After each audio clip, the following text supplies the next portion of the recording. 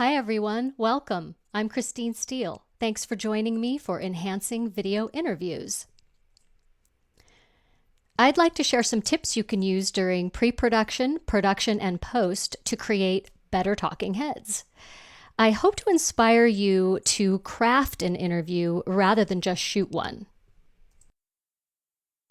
So good planning is certainly critical to creating better results, but executing those plans on location and then turning it into a story isn't always easy. Building what I call bridges between the different aspects of filming interviews helped me gain a lot more control over the final look. So the biggest improvements I've been able to make in this process have come from learning how to connect with my interviewees. So the first thing I wanted to say is reach out to interviewees early and schedule pre-interviews. Before I make any calls, I do some homework. So when I was going to interview Vietnam veterans, I did research on that war. When I was going to Caltech to interview physicists, I read up on their work and I made tons of notes. So you can see some of those notes here. Learn as much as you can about the interviewee and their work before you actually make the pre-interview call. When you actually do speak with them, ask about their physical requirements. Do they have difficulty sitting or standing for long periods of time? Can their eyes handle bright light? Will they be wearing glasses during the interview? If you're shooting at their home or their office, find out if there's going to be kids or dogs or noise that you have to contend with. Try to discover things that will help you plan your production needs. Then coach them on what to wear. Maybe tell them not to wear bright colors or loud prints to the interview. And most importantly, ask if they have any assets you can use. Jerry still had his uniform from Vietnam and some really great old photos. So if they can provide some of those items, they make for great talking points and really great B-roll when you're on location. Help them practice questions. Have them practice answering with complete sentences. So instead of getting eggs, you will have them say, "For breakfast today, I had eggs and toast." So bringing a lot of curiosity to this call and opening up to hearing their point of view can really help you create better questions. So rely on your research and pre-interviews to create compelling questions. Here's an example of some of mine. I like to practice asking someone to describe a situation or tell me a story about the time when, and practice both for me and them when we're on the interview, the pre-interview call, so that they can get used to how it's going to feel when we're on the shoot. Later, I send them sample questions and I ask for their input on those questions. I have never been worried about dampening the spontaneity of the actual interview. I have only found that it makes people a lot more comfortable when they know what to expect. So let's talk about designing an interview. Right away, I set goals. What is your intention for these interviews? Are you trying to inspire? Are you trying to educate? Do you want to change a situation or sell a product? Defining my intentions really helps me design the content. With the Vietnam veterans, for example, we wanted to give a different feel to the moments where they're sharing their war experiences. That's the shot on the left. And have that really feel different from the moments when they share about healing from post-traumatic stress. So we did more than one interview. Filming the same people more than once allows you to vary the look or keep consistency, if that's what you want, in lighting, framing, wardrobe, and the feel of the overall interview. It also provides built-in progression if you have more than one interview session. So another thing is doing a multi-person interview. It allows you to play with separate versus supportive framing, and it also saves time. And it can provide interactions that you wouldn't have expected from the multiple interviewees. Another important tip, during pre-production, scout the location. It really helps with planning shot composition and equipment. For example, with this shot, we decided we needed to bring extra lighting for some really cool background elements on location. Pre-interviews and location scouting contributed to the decision that we wanted these interviewees to use props, and that would help them explain really complex science, and it would also make the science interviews a lot more interesting to the viewer. So, look at you, right? So one of the fascinating things about LIGO to me is some of the simple physics that underlies it. So for example, our mirrors, they're pendulums. And they're pendulums so that if the ground moves, they stay still. And that's what I have here, a very simple pendulum. It's just a mass, a couple magnets, because they're easy to pinch to a string, hanging on a string. And if the ground moves at the right frequency, this stays still. This stays still, but the top is moving. And so that's the beautiful thing, is that there's basic physics concepts underlying all of LIGO. And that's what actually allows us to see the advanced stuff, like the gravitational waves. Another important tip is to test your ideas before the shoot. Our idea for the Vietnam veterans was to have their interviews happen inside of a Huey helicopter. And during the scout, we used ourselves as stand-ins. And we tested the camera positions and discovered it's not too flattering to shoot upwards into the nostrils. So if we were going to put a veteran in the cockpit of the helicopter, we were going to need to raise the camera and the tripod. So right before the shoot, the night before the shoot, our crew assembled a camera platform. It's really great to arrange early access to the location so you can do things like this. And you can also set up chairs, lighting stands, water, snacks, everything except the expensive gear can be set up and ready to go before the interviewees arrive. Which leads to another important tip. You want to develop relationships with film crews and trust those people, trust the people you work with.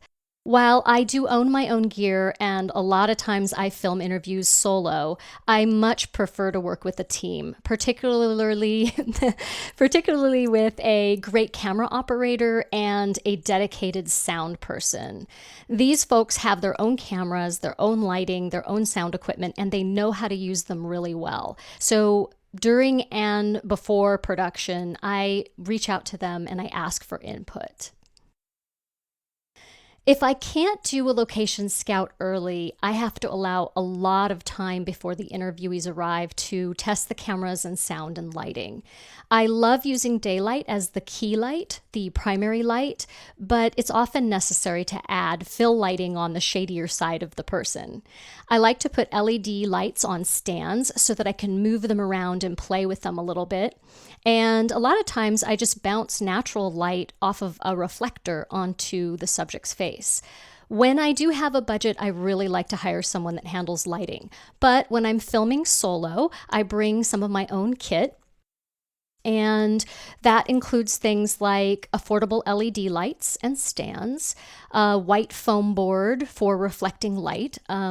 I find it's really great to just cut it into squares and circles. I bring that along, and I use diffusers as well. Sometimes you arrive on location and there's just really bright sunlight coming in a window and you need to dampen that with a diffuser. So that's part of my kit as well. And these things don't have to be expensive.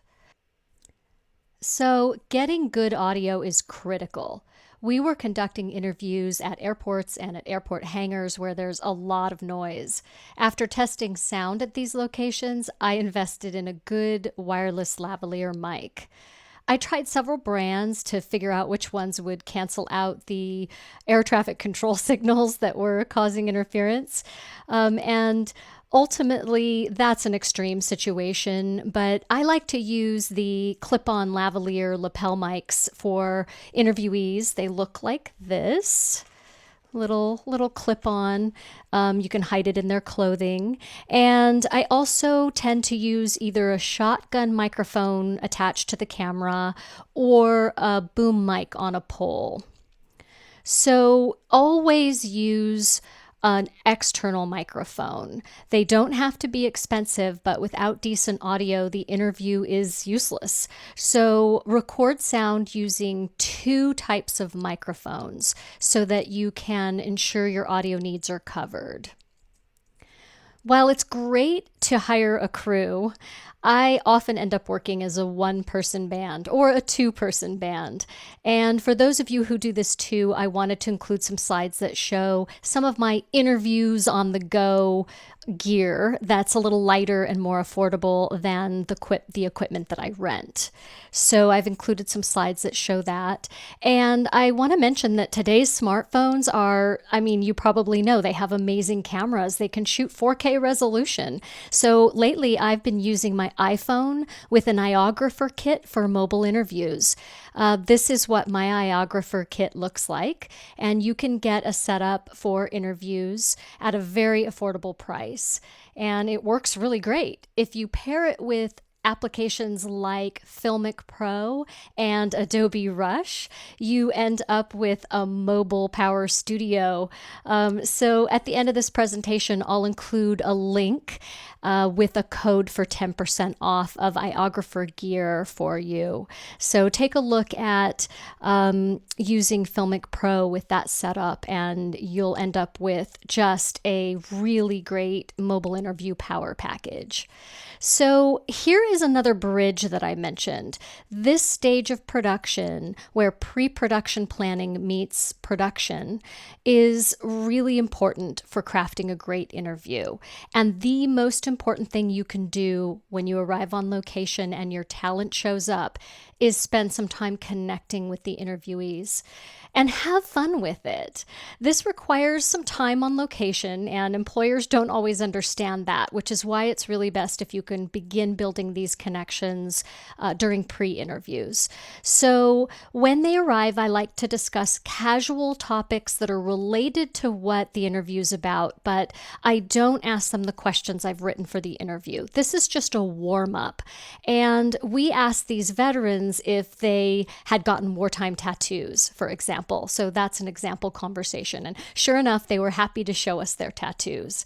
And I just want to mention, you can have the best camera and the most expensive lenses in the world, but if your interviewees don't feel comfortable with you, you won't end up getting the best results. So some personalities, they really shine when you bring up things they know something about or something they're familiar with. So on location with Jerry, I brought a Polaroid camera, and we played around with it and took 70s style selfies and joked about how people used to wave the photo to watch it develop. And this gave us just a few minutes to really connect and relax with each other before we conducted the interview.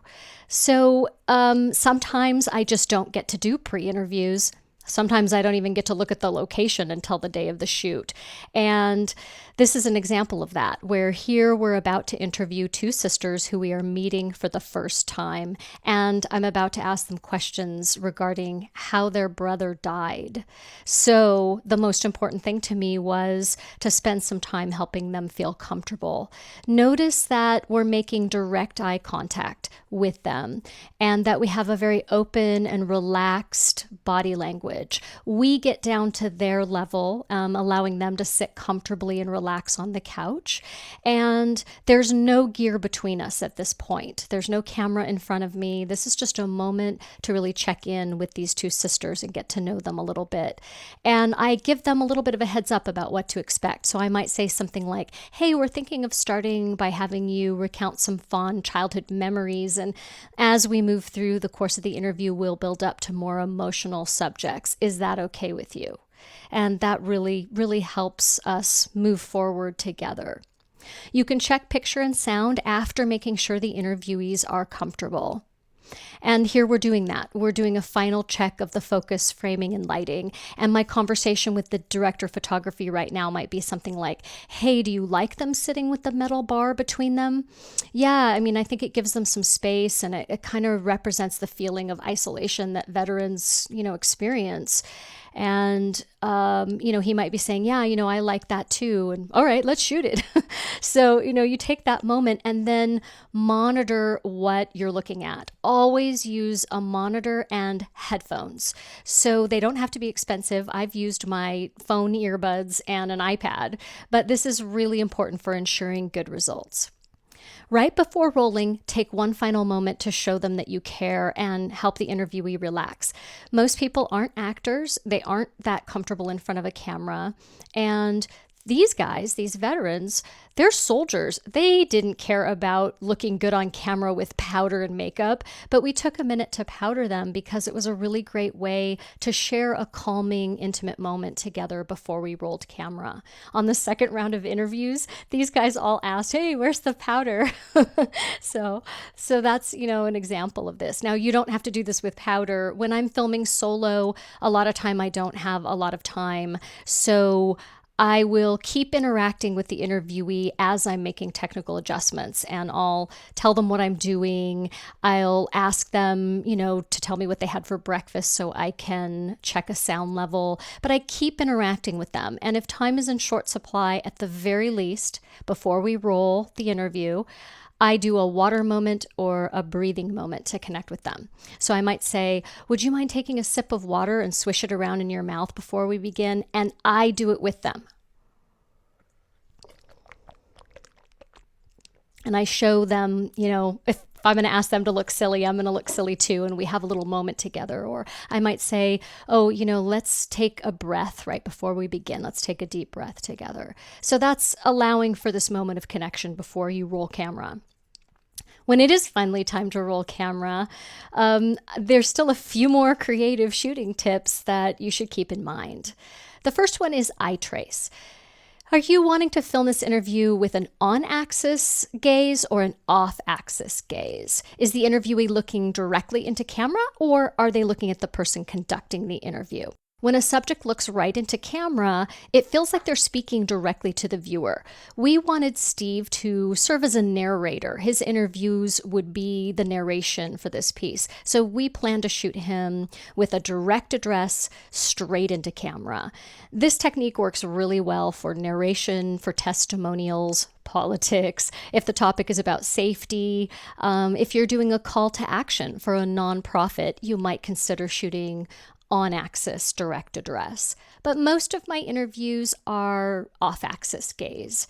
I find that most people are just more comfortable engaging in a conversation with the interviewer, and they give a better performance that way rather than being concerned about having to look directly into the camera.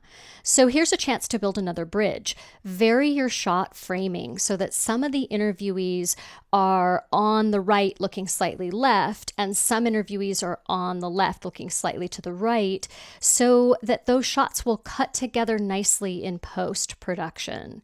Also, in preparation for post, frame the interview shots with room for a text ID in that lower third of the frame. So here's an example. There was no place in Vietnam that was safe. It was routine for us to set up a perimeter around the aircraft when you were shot down. To be more flexible during production, I like to have a lot of options. I've seen very creative, and I've even made some very creative single camera interviews. But a good tip if you're going to film a single camera interview is to shoot at a higher resolution than you plan to finish at.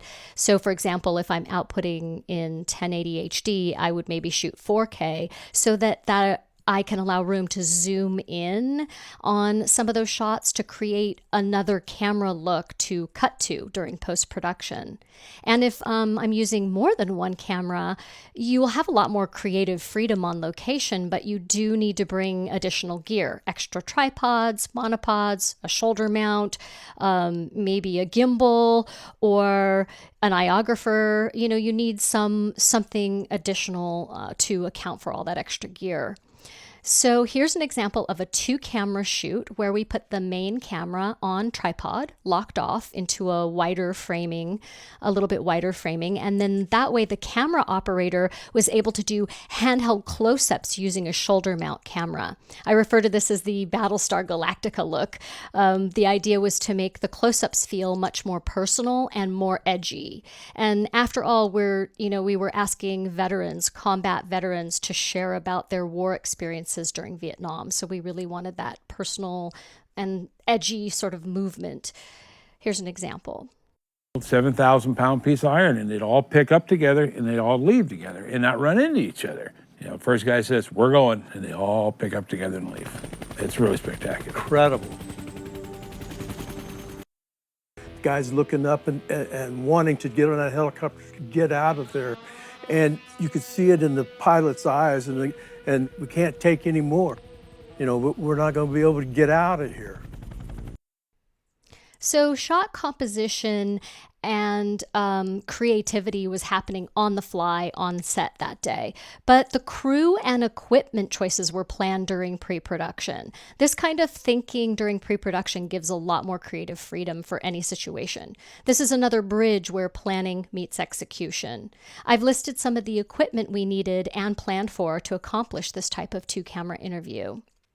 Another super important tip, before or after the interview, shoot B-roll and get room tone. That's the ambient sound without anyone speaking. And post-production. Choosing the best sound bites and enhancing your footage can take a good interview and make it really great. How do I do that? This is another bridge. This is where planning and execution of the interview styles during production meets up with the design goals and storytelling during post-production. We wanted to film veterans when they were speaking about their war experiences in a little bit darker clothing, darker light, darker backgrounds. And when they share about their healing journey, their healing from post-traumatic stress, we wanted a brighter, more colorful look. But how do we bring that all together in post-production? I start by using stills and sound bites from multiple interviews, and I create a side-by-side AV script or an editing guide. And these are all low-resolution screen grabs, and I put them next to brief descriptions of what the interviewees are saying. It's not a complete shot-by-shot storyboard by any means, but it helps me write the story and design post-production elements and craft a look during post. I also use some of those same stills and I bring them into Photoshop to create the lower third title IDs. During post, I use Adobe Premiere Pro and After Effects to add or subtract lighting or color. For example, with this shot, we needed to use a soundbite that was shot in the more colorful interview, but we wanted to use it in a place where the story was darker. It was a sadder part of the story. So I pushed in and I darkened the lighting and the color, and I drew a mat around the interviewee's face so that I could blur and darken the background a little bit as well. Another thing I frequently do in post is I create slow, subtle push-ins to focus the viewer's attention on some critical information. This is an example. These gravitational waves are produced basically in a fraction of a second after the Big Bang. So let's do a quick review of the entire process. Here we are doing a location scout and testing rented camera gear. We discovered it was really sunny and bright at this location. That led to knowledge we could use on the day of the shoot. We adjusted our production needs and we brought shade flags, reflectors, hats, more water. Meanwhile, we were making time to speak with the interviewee before the shoot, and it was clear that she was going to be animated and speak with her hands. Later, when we were choosing those sound bites in post, we wanted to let her communication style shine through. There's some sound bites in this I could have cut out, but we left them in to show her personality and allow the viewer to relate with her more on a human level. Because the frequency of the signals we're looking at with these detectors are in the human audio range. Gravitational waves would also make a noise, if you want, when you see the signal in the data. And we call the signal that these binary systems make before merging a chirp, because it's a signal that increases in frequency and amplitude, and it's something like whoop. I'm not good at doing that. But it's something that goes up in pitch and amplitude. So finally, the interviews come together in a story when we choose great sound bites during the edit. We add B-roll, we enhance the quality of both the audio and the picture using effects during post-production so that our interviews end up looking like this. He was killed when the helicopter rotor blades came down, when he was shot down. And he was the first one out of the helicopter, this helicopter. They were out picking up people who had been wounded. He gave his life so that others could live. One of the best healing things for post-traumatic stress is to be able to talk about it. And if you can find somebody who is willing to listen As you repeat stories over and over and over, the more you talk about it, the less value it has in your life. So, in review, building these bridges that connect the most important aspects of the entire process of filming interviews, well, it helped me gain a lot more control over the finished look and feel, and provided me with a better end result. So I've found a lot of these tips and techniques are actually allowing me to start crafting the interview and turn it into well-designed storytelling. And I hope this helps you, and I hope you have fun shooting your next interview. Here is the link to a discount code. This code is good for a limited time at iographer.com. You can use my affiliate link here. And if you'd like, you can find my upcoming training at LinkedIn Learning or on Adobe's Learn and Support pages or lynda.com. I can be reached at steelepictures.com. And I just want to say thank you for joining me today.